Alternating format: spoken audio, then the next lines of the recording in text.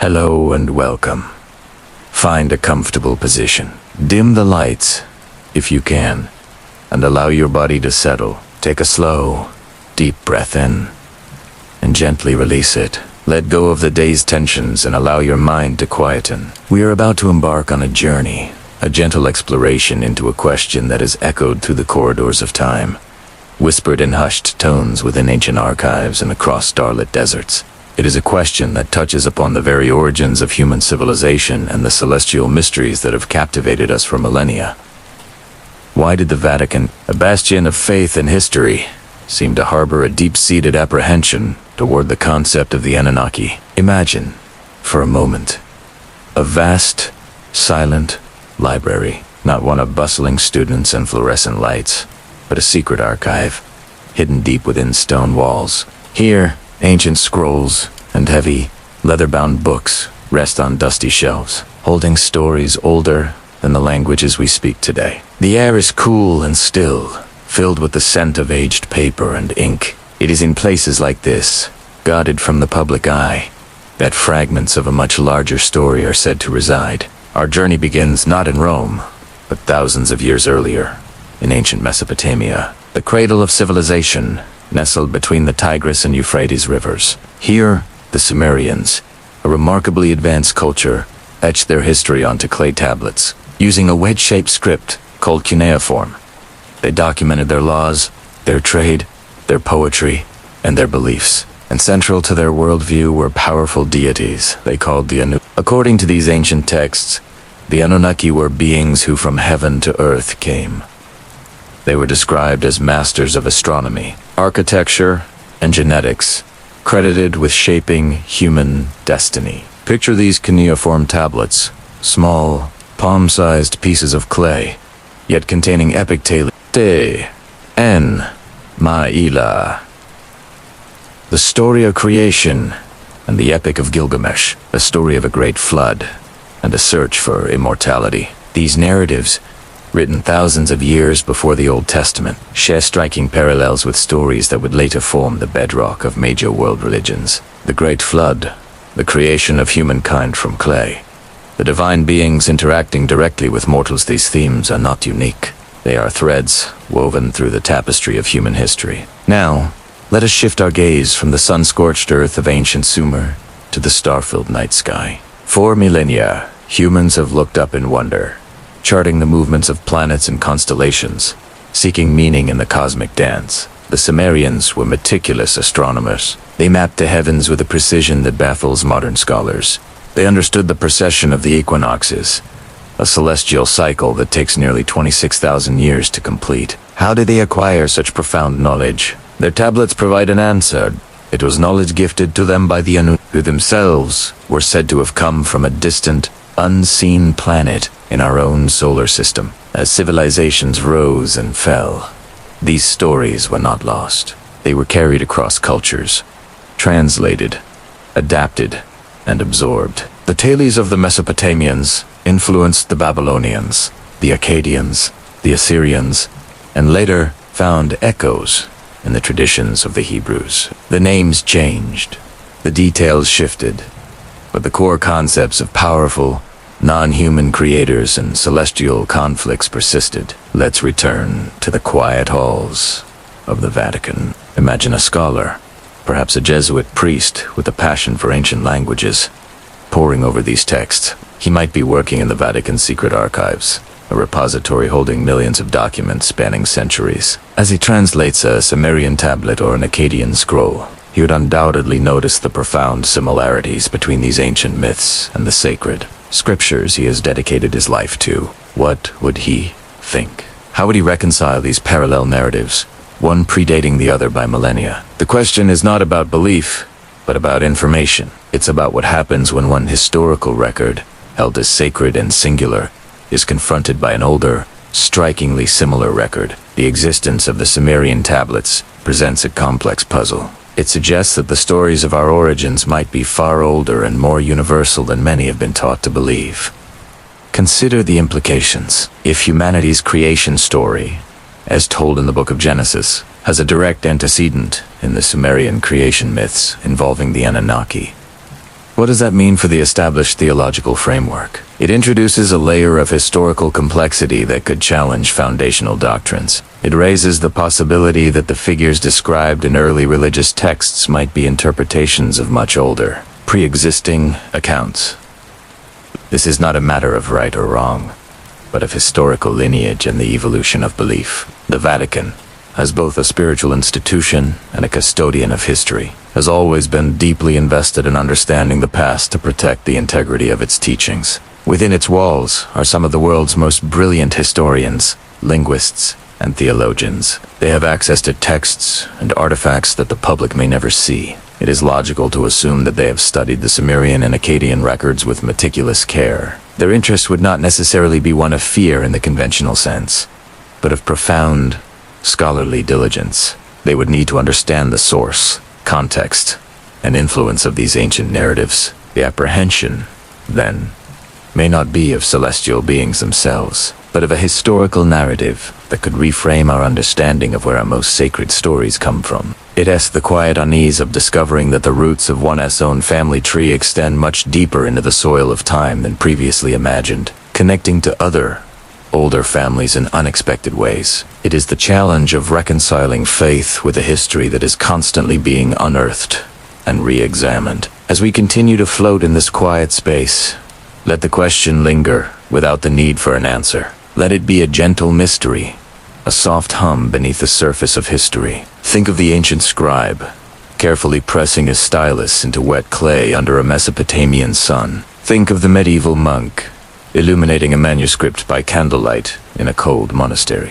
And think of the modern scholar, using technology to decipher the faintest markings on a broken tablet. All are part of the same human quest for understanding, a quest to know where we came from, and to make sense of the vast, silent cosmos around us. In the quiet echoes of ancient Sumer, where the Tigris and Euphrates rivers cradled the dawn of civilization, whispers of the Anunnaki began. These whispers were not spoken in hushed tones of fear, but etched into clay, preserved for millennia. Imagine the feel of a freshly inscribed tablet, the damp clay yielding to the pressure of a reed stylus. Each cuneiform symbol, a wedge-shaped mark, holds a fragment of a story, a piece of a celestial puzzle. These tablets, thousands of them unearthed from the sands of modern-day Iraq, tell of beings who came from the heavens. They were the Anunnaki, those who from heaven to earth came. The Sumerians didn't see them merely as gods in a distant, untouchable pantheon. They were real, tangible forces that shaped their world, their culture, their very existence. The tablets speak of their arrival, their establishment of cities, and their rule over humanity. Look across the plains of Mesopotamia in your mind's eye. You can almost see the great ziggurats piercing the skyline, colossal stepped pyramids reaching for the stars. These were not just temples.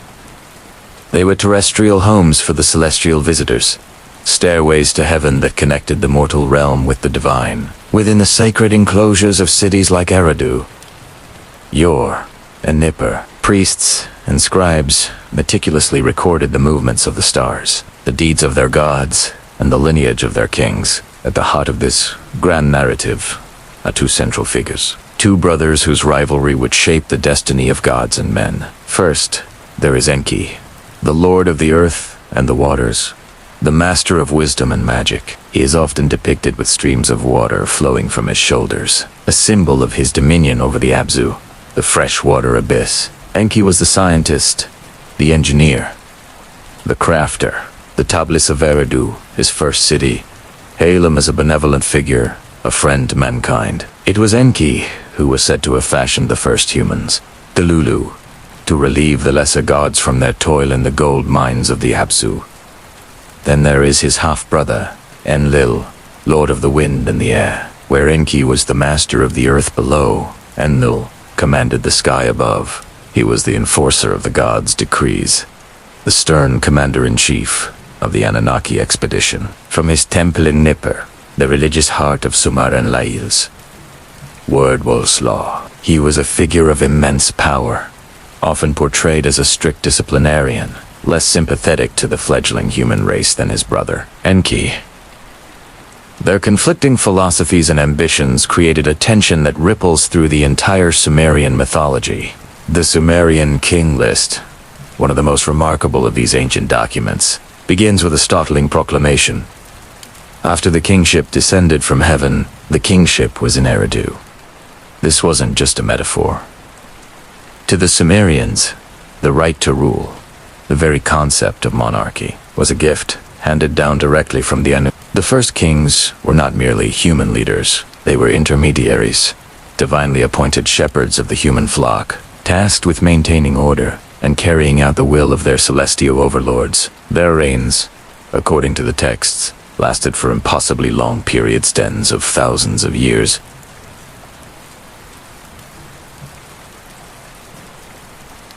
Ested, or perhaps a different nature of being altogether.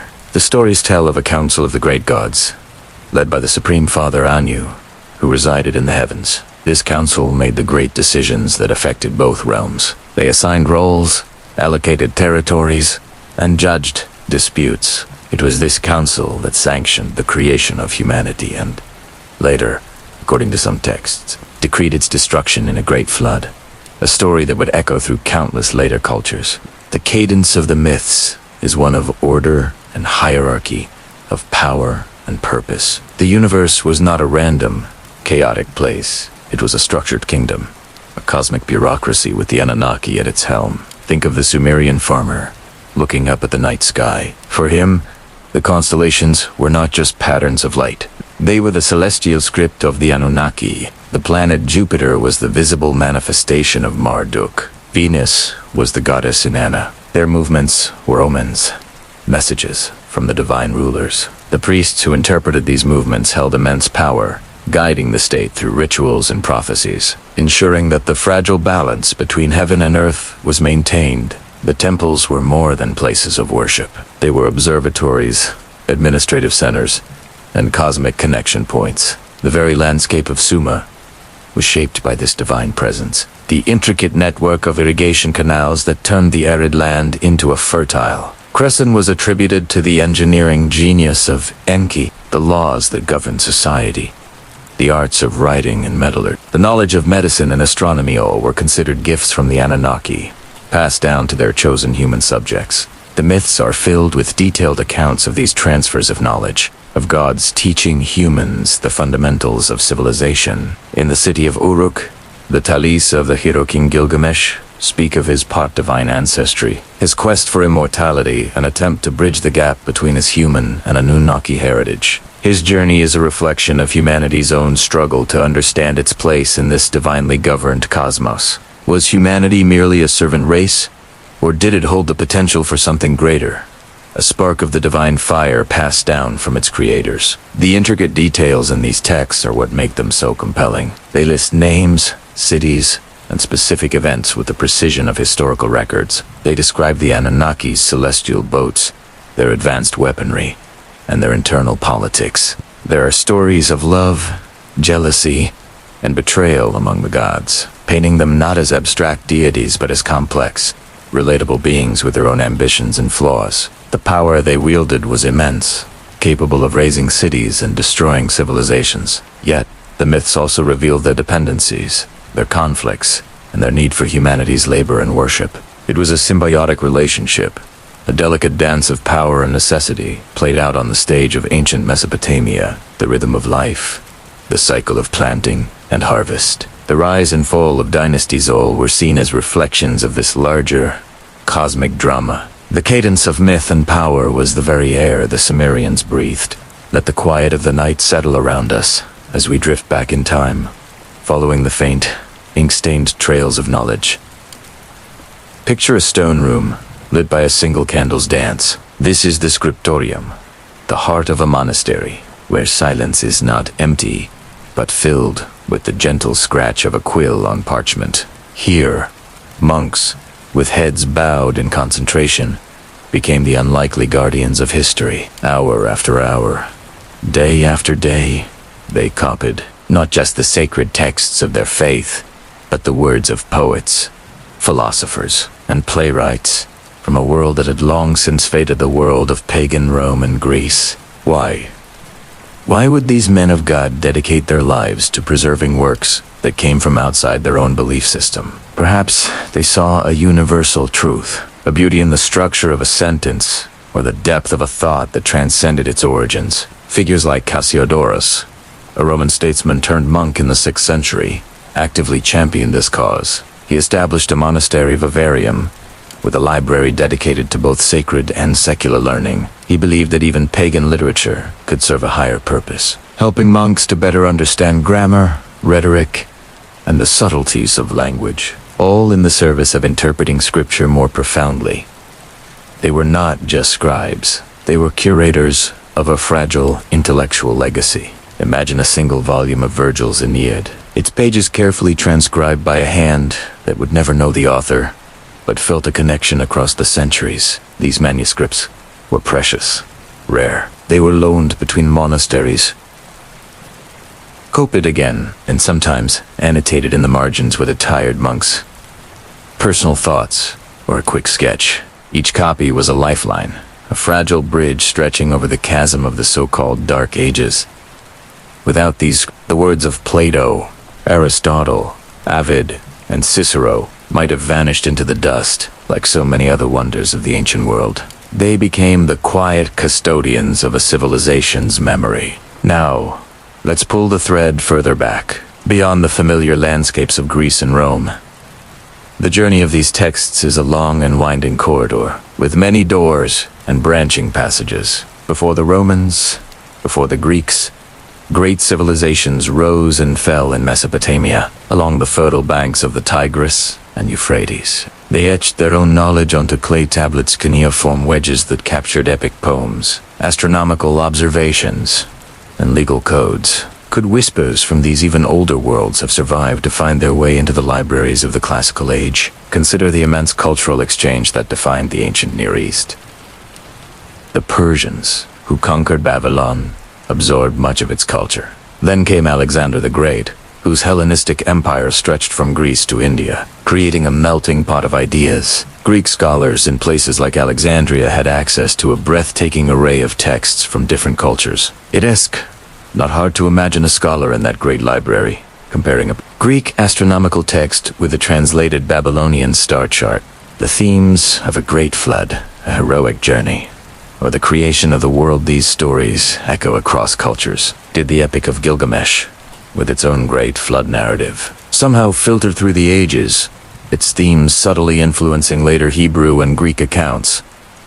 The path is not a straight line. It's a complex web of translations, oral traditions, and scholarly exchange. A text might travel from Sumerian clay to Akkadian, then to Aramaic, before a Greek traveler picks up the story in a bustling Syrian marketplace. He might not even know its ultimate origin, but he recognizes a powerful narrative and weaves it into his own cultural tapestry. Early church fathers, like Origen or Clement of Alexandria, were brilliant scholars steeped in this Hellenistic world.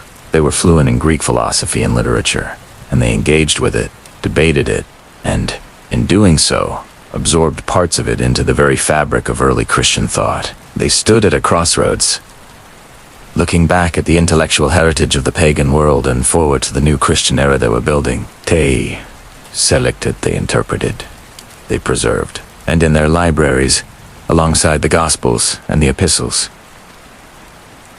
sat the works of the ancients. It is a quiet, profound thought.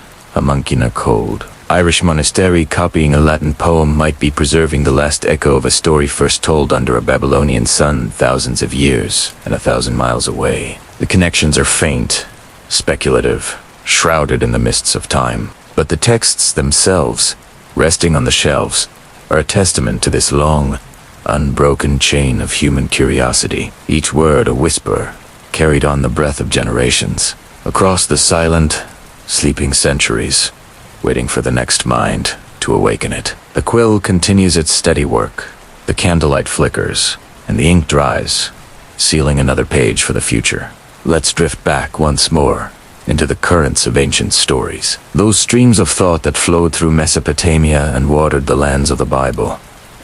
We find ourselves again considering the Great Flood, a cataclysm that washed over the world in both the Epic of Gilgamesh and the book of Genesis. In Mesopotamia, the gods, annoyed by the clamor of humanity, decide to send a flood. It is the god Ea, often seen as a friend to mankind, who secretly warns Utnapishtim, instructing him to build an immense boat, a cube-shaped ark, to save his family, his craftsmen, and pairs of all living creatures. Similarly, in Genesis, God sees the wickedness of humanity and decides to cleanse the earth with a flood. He chooses Noah, a righteous man, and gives him precise instructions for building an ark. The dimensions are different. The reasons are just annoyance versus moral corruption, but the core idea is stunningly parallel. A chosen man, a divine warning, the construction of a vessel to preserve life, and the eventual survival of a remnant of humanity to repopulate the world.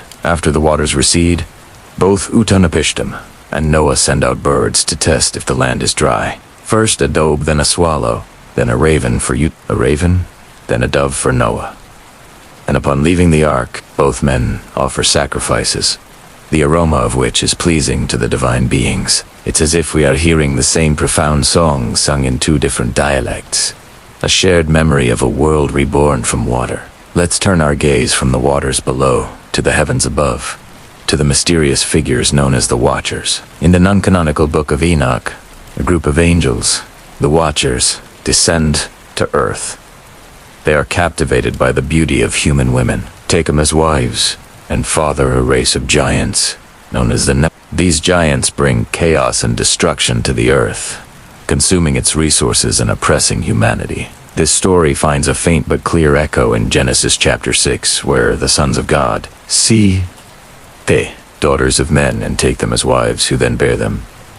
The Nephilim described as the mighty men of old, the men of renown. The parallels with Mesopotamian thought are fascinating, while not a direct one-to-one match. The concept of divine or semi-divine beings interacting with mortals and producing extraordinary offspring is present. The Apkallu, for instance, were 7 semi-divine sages in Mesopotamian tradition, sent by the god Ea before the flood to teach wisdom and civilization to humanity. They were sometimes depicted as fishmen, bridging the divine and terrestrial realms. Could the stories of the Watchers in the Apkallu be different cultural interpretations of a similar concept? Beings from a higher, spiritual plane descending to guide, or in the case of the Watchers, corrupt the human world. Both narratives explore that liminal space between the divine and the mortal, a space filled with wonder, power, and a great deal of peril. The Nephilim and the Apkallu are both products of this union, one destructive, the other constructive, but both born from the same fundamental idea of heaven and earth meeting. Now, let's imagine ourselves as unseen observers in the celestial courts, the heavenly councils. In the Bible, particularly in Job and the Psalms, we get glimpses of a divine assembly. In Psalm 82, God stands in the congregation of the mighty. He judges among the gods. In the opening of Job, the sons of God present themselves before the Lord, and Satan is among them. This isn't a monotheistic solo act, but a divine council, a scene of celestial governance and deliberation. This concept is deeply rooted in the Mesopotamian worldview. Their pantheon was structured like a royal court or a political assembly. The high god, Anu, presided over a council of the great gods, like Enlil and Ea, who would meet to decree fates and make decisions for the universe. The Babylonian creation epic, the Enuma Elish, is filled with scenes of the gods gathering an assembly, first to deal with the threat of Tiamat, and later to grant supreme authority to their champion Marduk. The idea of a chief deity not ruling in isolation, but surrounded by a council of lesser divine beings, is a direct and powerful parallel. The biblical writers, it seems, may have used this familiar model of divine governance to depict the workings of heaven in a way their audience would immediately understand. It frames the cosmic order not as the whim of a single, isolated wheel, but as a structured, almost political process, taking place in the highest of realms. Finally, let's consider the source of law itself. In the biblical narrative, one of the most pivotal moments is Moses ascending Mount Sinai. Amid thunder, lightning, and a thick cloud, he meets with God and receives the 10 Commandments, sacred laws inscribed on stone tablets, brought down from the mountain to guide the people. The law is divine. Its origin is transcendent, descending from a sacred high place to establish order among mortals. Now, let's travel back to ancient Babylon, to the famous Code of Hammurabi. The top of the stela on which the laws are carved depicts King Hammurabi, standing before Shamash, the sun god, the god of justice. Shamash is seated on a throne, handing Hammurabi the ring and the rod, symbols of divine authority and power to administer law. The message is identical in its essence. Just law is not a human invention, but a divine gift. It is handed down from the heavenly realm to a chosen leader to establish justice and order on earth. From Shamash on his throne to Yahweh on Mount Sinai, the imagery is that of sacred law descending from above. It is a shared understanding that the principles of a just and stable society have their foundation not in the shifting sands of human opinion, but in the eternal, unchanging realm of the divine. The mountain and the throne are both points of contact, places where heaven touches earth, and where the rules for a righteous life are revealed to humankind. These stories, whether from Babylon or Jerusalem, tell us that to live rightly is to live in accordance with a pattern laid out in the heavens. As the medieval world began to give way to the Renaissance, a new kind of light spread across Europe, the light of knowledge, fanned by the flames of the printing press. Yet, with this burgeoning enlightenment came a deep-seated anxiety within the established order. The guardianship of doctrine, once a matter of monastic scriptoriums and university debates, became a far more complex and urgent concern. How could the Church ensure the purity of faith when ideas could now travel faster and further than ever before? The answer was found in control, in curation, and in the careful drawing of lines in the intellectual sand. One of the most powerful tools in this endeavor was the Index of Forbidden Books, the Index Librorum Prohibitorum. Imagine a list, centrally compiled and disseminated, that told the faithful precisely what they should not read. This was not merely a suggestion, it was a spiritual directive. To read a book on the Index was to risk one's soul, to willfully expose oneself to ideas deemed heretical, dangerous, or morally corrosive. The Index was a formidable barrier, a literary quarantine intended to protect the flock from intellectual contagion. It swept up works of science that contradicted established cosmology, theological treatises that strayed from orthodoxy, and even vernacular translations of the Bible, which were seen as a particular threat. The role of the translator became fraught with peril. In an age where Latin was the language of the learned, and the holy rendering sacred texts into the common tongues of the people was a radical act. Men like William Tyndale, who believed passionately that the plowboy should know the scripture as well as the Pope, undertook this work at great personal risk. To the authorities, an unauthorized translation was an open door to misinterpretation. Without the guiding hand of a trained cleric, how could the common person navigate the complexities of scripture? The fear was that personal interpretation would lead to a fracturing of belief, to the rise of countless heresies born from misunderstanding. Translators were therefore seen not as enlighteners, but as potential disruptors, their ink-stained fingers capable of unsettling the very foundations of Christendom. Their pursuit was a dangerous tightrope walk between devotion and defiance. Into this tense, intellectual landscape stepped a new and formidable force, the Society of Jesus, or the Jesuits, founded in the crucible of the Counter-Reformation. The Jesuits were the Church's elite intellectual soldiers. They were rigorously trained, not just in theology, but in rhetoric, philosophy, and the sciences. Their mission was not simply to condemn, but to engage. They founded schools and universities across Europe, creating a network of learning that was both deeply faithful and intellectually rigorous. Jesuit scholars became renowned for their sophisticated arguments and their ability to debate heretics on their own terms. They were the gatekeepers, but they were also the guides, working to demonstrate that true faith was not incompatible with profound intellectual inquiry. They sought to channel the era's surging curiosity into channels that were safe, orthodox, and ultimately affirming of the Church's authority. This delicate balance between curiosity and heresy defined the intellectual life of the age. Where did genuine inquiry end and dangerous speculation begin? It was a question that haunted scholars, artists, and thinkers. One could study the stars, But to suggest the earth revolved around the sun was to challenge the divine order. One could debate the nature of the sacraments, but to question their efficacy was to stray into heresy. The line was often blurry, and crossing it could have severe consequences. The guardians of Doctrinda, inquisitors, the censors, the Jesuit educators spent their lives policing this boundary. They believed they were not stifling knowledge, but rather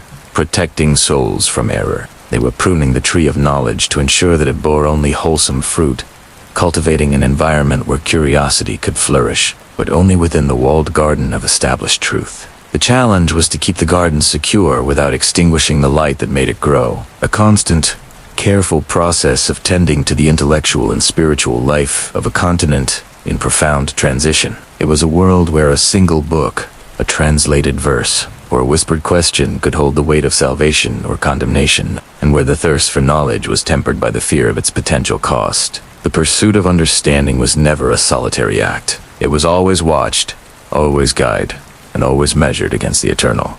Within the quiet heart of the Vatican, past the grandeur of St. Peter's Basilica and beyond the throngs of tourists, lies a place shrouded in legend. The Vatican Apostolic Archive, often mislabeled as secret. Its true name holds a more nuanced meaning. Secretum in Latin doesn't mean clandestine, but rather private. This is the Pope's personal archive, a repository not just of papal correspondence, but of centuries of history, diplomacy, and faith. Imagine walls lined with shelves stretching 85 kilometers, holding documents that whisper tales from the medieval era to the modern age. These are not dusty, forgotten relics. They are meticulously catalogued records, a living memory of the Church and its interactions with the world. Think of the trial of Galileo Galilei, his own handwriting preserved, arguing for a new cosmology, or letters from figures like Michelangelo, complaining about payment for the Sistine Chapel ceiling. Each page is a portal to a specific moment, a direct connection to the thoughts and concerns of those who shaped our past. The archive is a testament to the power of the written word, a silent witness to the rise and fall of empires, the struggles of faith, and the quiet, persistent march of time. Of course, with such a vast collection, rumors are inevitable. Whispers circulate about sealed sections, documents deemed too sensitive, or to paradigm shifting for public view. Are there correspondences written in cuneiform, linking the early church to ancient Mesopotamian civilizations? Do hidden vaults contain prophecies or suppressed gospels that could rewrite history as we know it? The truth is often less sensational, but no less fascinating. Access is restricted not to hide conspiracies, but to protect the delicate, often brittle, state of the documents, and to respect the privacy of individuals mentioned within them. The protocol for entry is strict, a quiet ritual in itself. Scholars, after a rigorous application process, are granted access. They enter a hushed reading room, a sanctuary of academic pursuit. There are no casual browsers here. Each researcher requests specific documents, which are then delivered from the subterranean bunkers by attendants known as scriptoria. There's a tangible gravity in these rooms, a sense of profound responsibility that comes with handling primary sources of such immense historical weight. It's a place where the past isn't just studied, it's held. Imagine turning the page of a letter penned by Mary, Queen of Scots. Just before her execution, the ink still dark against the fragile parchment. Or examining a papal bull from the 12th century, its intricate seals still intact. The air itself seems thick with the weight of these accumulated moments. The archivists who work here are the silent guardians of this legacy, their lives dedicated to preservation and order. They move with a quiet reverence, their work a sacred trust, ensuring that these voices from the past can continue to speak to future generations. They are not gatekeepers of secrets, but custodians of memory. The collection is not static. It continues to grow with the records of each papacy. The documents of Pope Pius XII's pontificate, for instance, were open to scholars only recently. In 2020, this release brought a new wave of researchers eager to understand the Vatican's role during one of the 20th century's darkest chapters. Each opening is a slow, deliberate act, allowing history to be re-examined through new eyes and with fresh perspectives. It's It's a process that respects the complexity of the past, understanding that historical truth is rarely simple. And so, the work continues in the quiet chambers of the archive. Far from the noise of the modern world, history is being carefully preserved, studied, and understood. The whispers and rumors will likely never cease, as they are a natural consequence of such a monumental and restricted collection. But the reality is a place of profound intellectual gravity, a testament to the human endeavor to record, remember, and make sense of our shared journey. Within these 85 kilometers of shelving, the dialogue between past and present unfolds in a silent, unending conversation. The rustle of a turning page is the loudest sound, a whisper carrying the weight of ages. The true secret of the Vatican archive is not what it hides, but what it holds. The intricate, complex, and deeply human story of our world, written one document at a time. It's a place where history breathes, where the ink of popes and kings, saints and scientists, remains a vibrant testament to their existence. The quiet halls contain not just facts and figures, but the very texture of life from centuries gone by. Each document is a thread in an immense tapestry, and the archivists and scholars are the ones who patiently trace these threads. Seeking to understand the grand design, there is a solemn beauty in this pursuit, a quiet dedication to the idea that the past is never truly past. It lives on, waiting in the silence to be heard. Nestled in the Alban Hills, just outside of Rome, lies Castel Gandolfo, the Pope's summer residence, and there, under the clear Italian sky, sits the Spicola Vaticana. The Vatican Observatory. For centuries, the Church has gazed at the heavens, not just in prayer, but with the keen eye of a scientist. The observatory itself is a testament to a long and often overlooked history of clerical astronomers, men of faith who are also men of science, charting the stars and mapping the cosmos. Think of names like Father Angelo Secchi, one of the pioneers of astronomical spectroscopy, who classified stars by their spectra in the 19th century. His work laid a foundation for our modern understanding of stellar evolution. This tradition continues today, with Jesuit priests and brothers who are also world-class astronomers. Running the Vatican Advanced Technology Telescope in Arizona, one of the most sophisticated instruments on the planet. Their work isn't about finding specific religious signs in the sky. It's about a deep, abiding curiosity.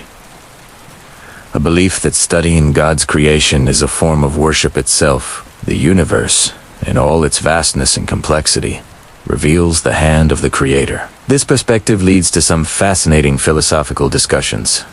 What if we are not alone? The question of extraterrestrial life isn't a new one for theologians. For centuries, thinkers have pondered the possibility. More recently, figures like Father Jose Funes, a former director of the Vatican Observatory, have openly discussed the idea. He suggested that believing in alien life doesn't contradict faith in God.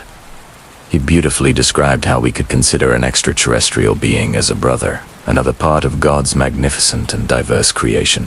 This viewpoint offers a profound sense of humility. If life exists elsewhere, it doesn't diminish humanity, but rather places us within a grander, cosmic tapestry. The incarnation of Christ is a unique event for humanity, but who has to say God couldn't reveal himself in other ways to other beings across the galaxy? It's a question that pushes the boundaries of theology, inviting a sense of wonder rather than fear. The universe is vast, far vaster than the human mind can fully comprehend, and to assume we ought its only thinking inhabitants might be a form of spiritual provincialism. The Church, through its astronomers, embraces this mystery, pursuing knowledge with an open mind and a steadfast heart, content to marvel at whatever truths the cosmos has yet to reveal. This pursuit of cosmic truth sometimes brings modern science into an unexpected dialogue with more speculative ideas, like the ancient astronaut theories.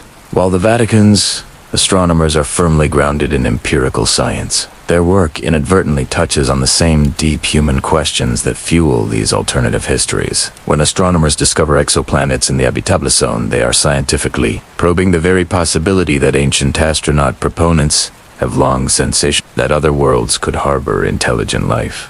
Both are looking at the same stars, asking a similar fundamental question. Are we alone? The difference lies entirely in the method. The scientist relies on data, on the faint wobbles of a distant star or the dip in its light as a planet passes by. They build their case slowly, meticulously, piece by piece. The ancient astronaut theorist, on the other hand, often works backward, starting with a conclusion that aliens visited Earth in antiquity, then searching for evidence in ancient texts, artwork, and megalithic structures. They see rocket ships in Vedic scriptures and spacesuits in Mayan carvings. It's a form of pattern recognition, but one untethered from the rigorous skepticism of the scientific method. Yet, the overlap is intriguing. The scientific search for biosignatures, chemical traces of life in an exoplanet's atmosphere, is, in a way, the modern, high-tech equivalent of searching for ancient carvings of sky gods. Both are driven by a powerful desire to connect with something beyond our terrestrial experience. The astronomer uses radio telescopes to listen for signals from the void, while the theorist pores over Sumerian tablets, listening for echoes of celestial visitors. This shared curiosity highlights a fundamental aspect of the human spirit. We are a species that looks up. We have always looked up.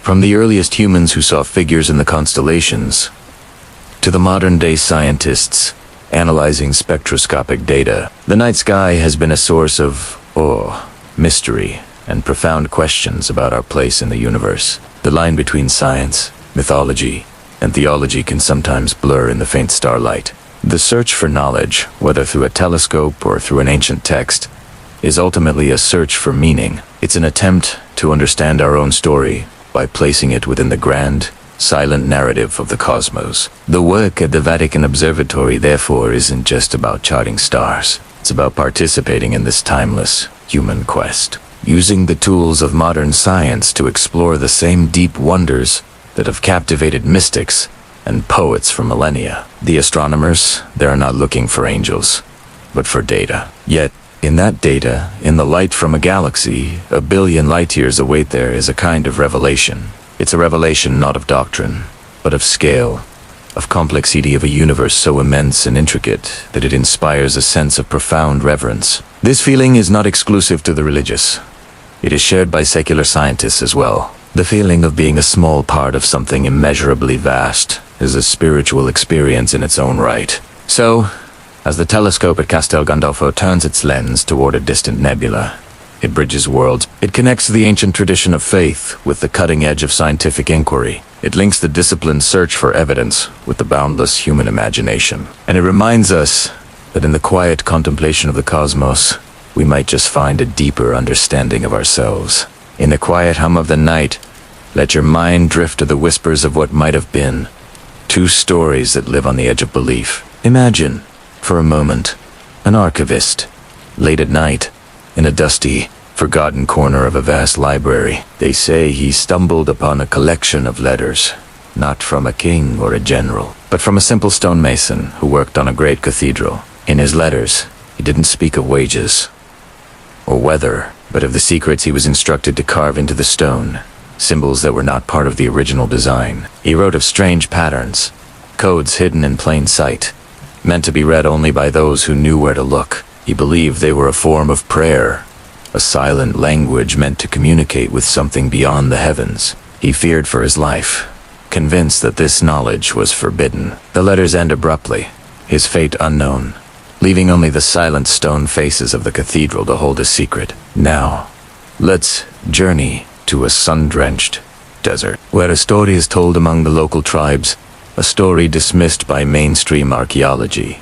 They speak of a river of sand, a place where the dunes move in predictable patterns, revealing and then concealing the entrance to a buried city once every century. An old woman, her face a map of wrinkles, claims her great-grandmother saw it with her own eyes. She described buildings of polished obsidian that drank the sunlight, and a central plaza paved with unfamiliar metals that hummed with a low energy. Artifacts from this place were said to be cursed, not with malice, but with a profound sense of loss for anyone who held them. They would bring dreams of a thriving civilization, of music and laughter, and the holder would awaken with a sorrow so deep it was unbearable. So, the artifacts were always returned to the sands, waiting for the river of dunes to claim them once more. Consider the tale of a linguist who dedicated her life to a single, ancient manuscript, one that had defied translation for generations.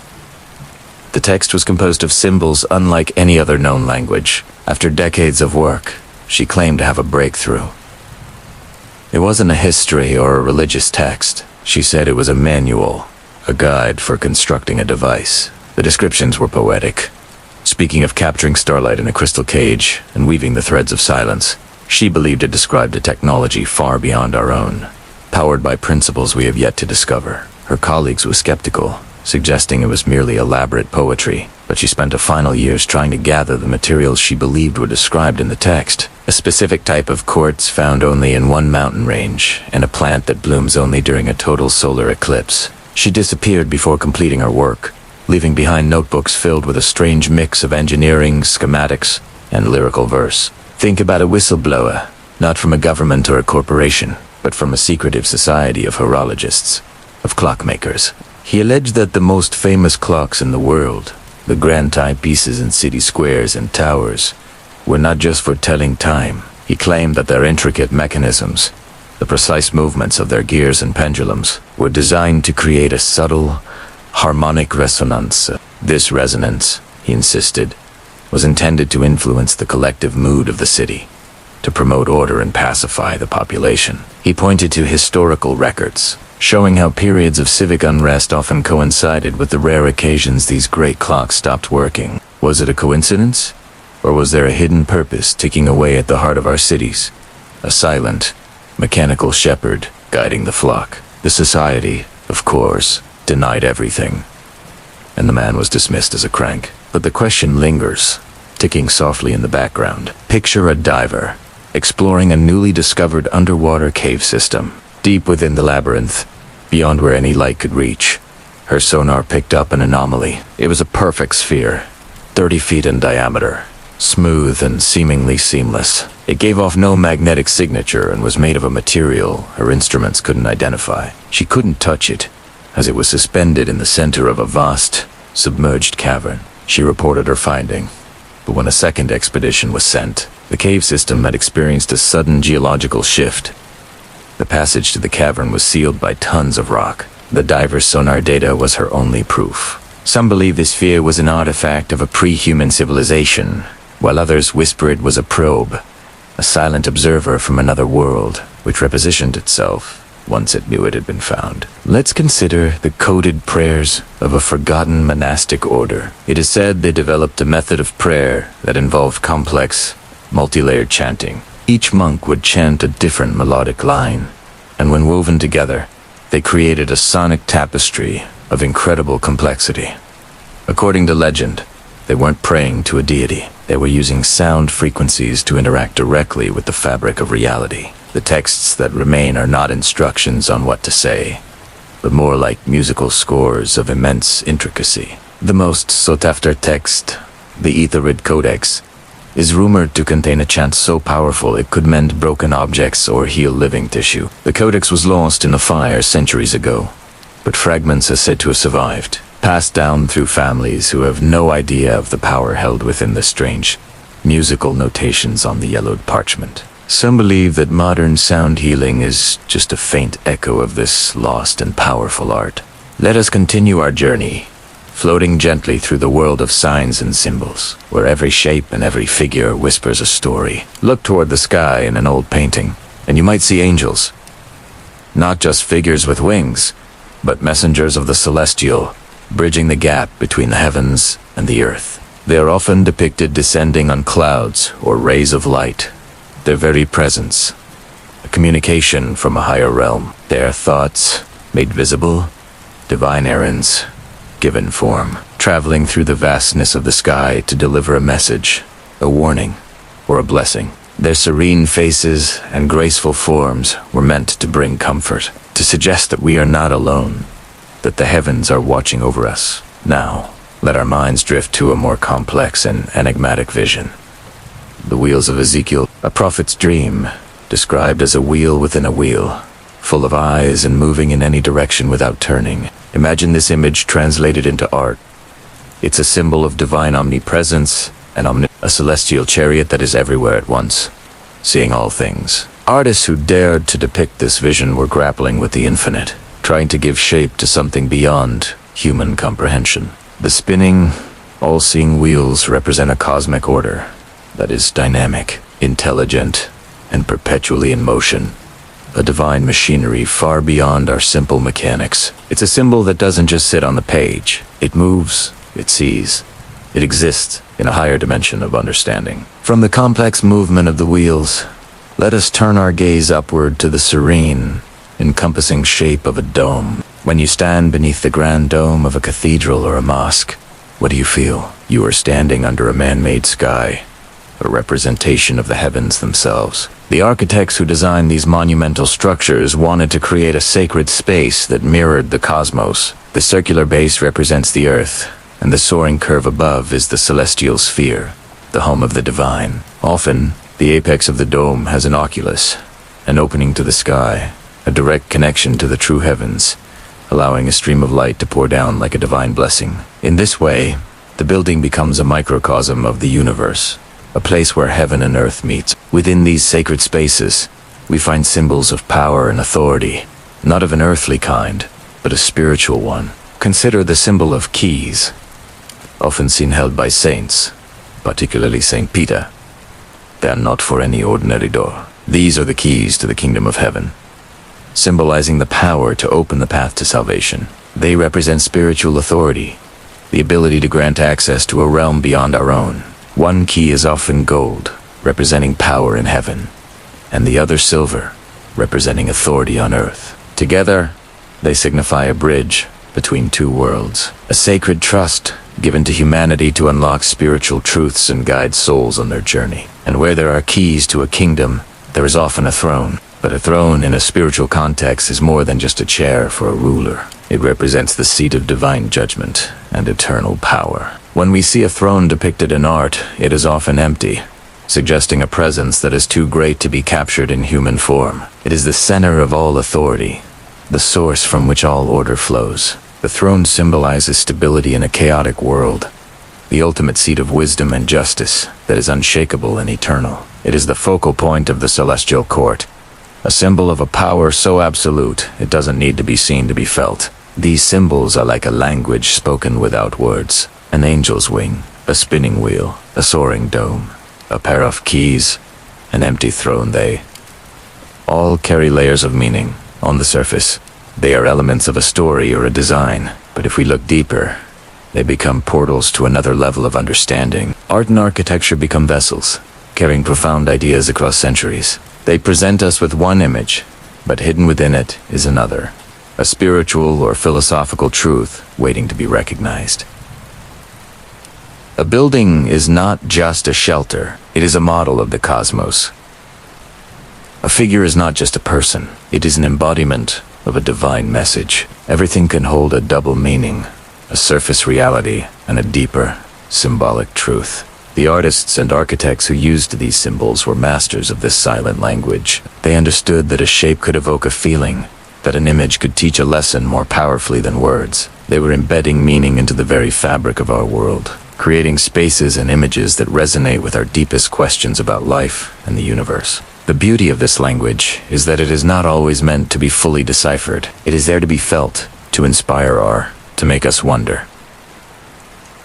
The dome doesn't just look like the sky. It makes us feel the vastness of the heavens. The keys don't just look like metal. They make us contemplate the idea of spiritual passage. This interplay of the seen and the unseen is what gives these symbols their enduring power. They speak to a part of us that understands things intuitively, that recognizes patterns and finds meaning beyond the literal. They invite us into a mystery, not to solve it like a puzzle, but to experience it. To stand in a great hall and feel the weight of the heavens above.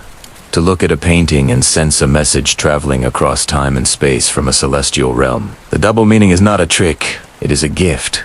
An invitation to see the world, not just for what it is, but for what it represents. It allows for a richer, more profound experience, where a simple object can become a key to unlocking a universe of thought and feeling, a gentle reminder of the mysteries that lie just beneath the surface of our reality.